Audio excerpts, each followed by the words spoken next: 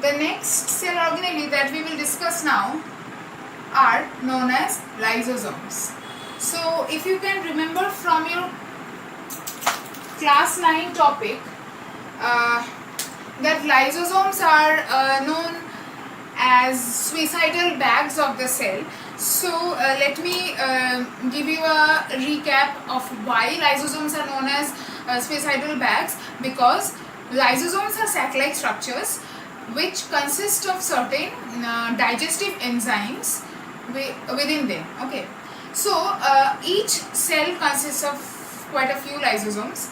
And why do a cell need lysosome?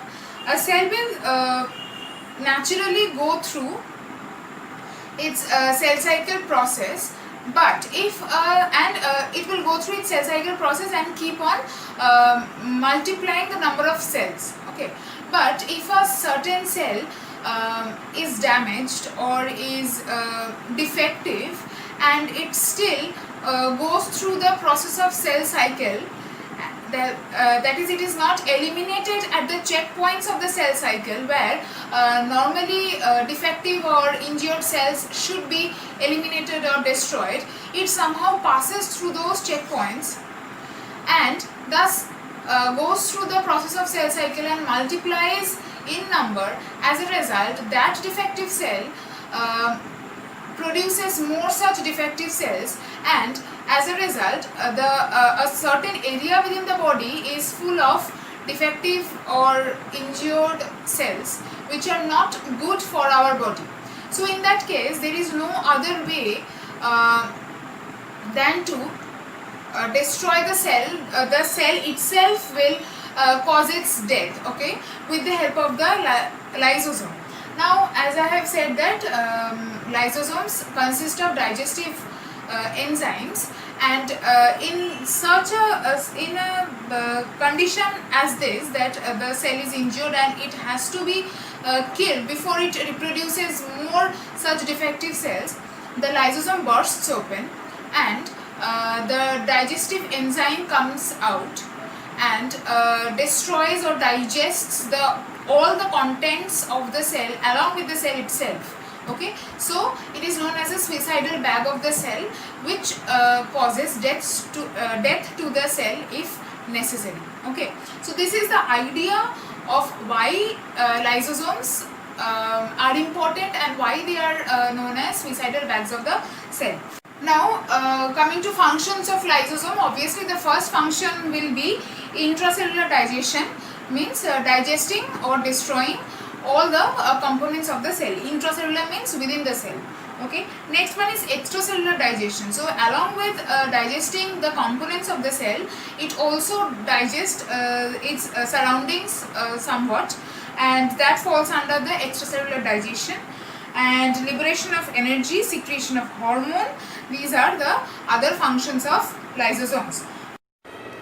The next cell organelle that we will discuss now are the ribosomes. So ribosomes are minute spherical structures which are present either freely scattered within the cytoplasm, or they may also be found within the matrix of mitochondria and chloroplast, or they may also be attached to the outer membranes of endoplasmic reticulum, as we have already discussed about the rough endoplasmic reticulum, where on the outer membrane ribosomes are found attached to them. Okay, so these are the locations of possible locations of ribosomes. Now ribosomes can be of two types according to sedimentation coefficient, which is S.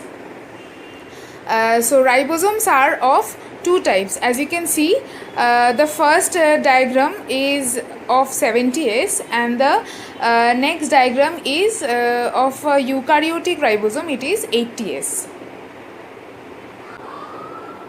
This S is nothing but sedimentation coefficient, also known as Swedberg unit. Okay, So S is sedimentation coefficient. So according to this sedimentation coefficient, ribosomes can be of two types. One is prokaryotic ribosome, which is 70S. Another is eukaryotic ribosome, which is 80S. Okay.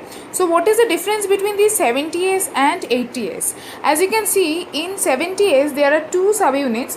In both of them there are two subunits. Okay. First we are talking about prokaryotic ribosome, that is 70S. So the two subunits are, one is 50S, which is a larger subunit, and the other one is a 30S, which is a smaller subunit. So if we add 50S and 30S together, what we will get? We will get 80S, right? But here we are getting 70S. So where are we losing 10 units? You can see the smaller unit is a bit within the larger unit. As you can see in this picture, in the book also you have a picture similar to this, you can see there as well. So the smaller unit is located, a part of the smaller unit is located within the larger unit. Okay, and there about 10 units of the smaller subunit is getting lost. So from the outside we are getting 70S and not 80S. Okay, moving on to the eukaryotic ribosome. Again, the larger subunit is 60S and the smaller subunit is 40S. So 60 plus 40, we should be getting 100S, a total eukaryotic ribosome of 100S. But what we are getting is 80S. Why? Again, the same thing. The smaller subunit is located a bit within the larger subunit. Here you can see that the smaller subunit is a bit inside the larger subunit, where about a portion of about 20S units are getting lost, and thus we are getting 80S and not 100S. Okay, so I hope this classification of ribosomes according to sedimentation coefficient S.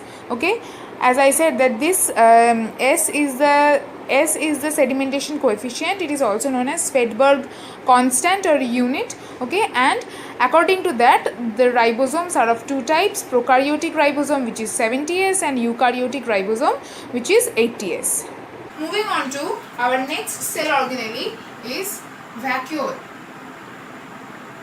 Okay. Now what are vacuoles? These are mainly single membrane bound structures which contain water, some cellular fluid, some digested food, or some excretory material. Basically they are used for storage purposes. That storage may be anything starting from food, water, enzymes, hormones, many other things can be stored within a vacuole. Okay. Coming to the ultrastructure of vacuole.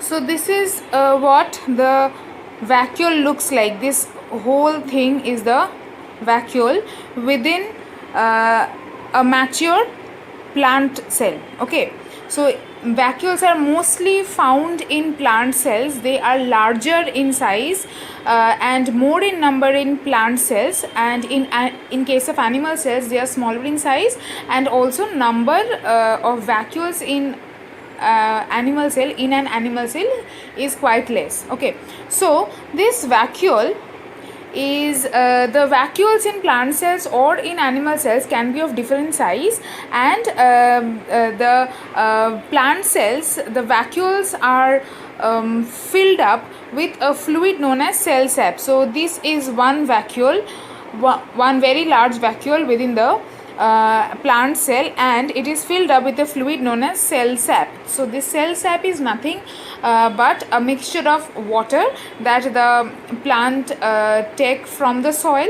So those water are stored in those cell saps, and it also contains some nutrients and minerals. So water along with nutrients and minerals which are stored within the vacuoles are known as cell sap. Okay, as you can see in this matured plant cell, the vacuole has become very large, and the surrounding portion, that this portion is the cytoplasm of the cell, which the vacuole has kept on pushing towards the outer side. Okay, so in this condition, this layer of cytoplasm, this cytoplasm along with the nucleus here, the nucleolus, nucleus, and other cell organelles like plastid, mitochondria, these all are pushed along the periphery or along the margins. These are the margins of the cell, right? So there, all these cell organelles and nucleus are pushed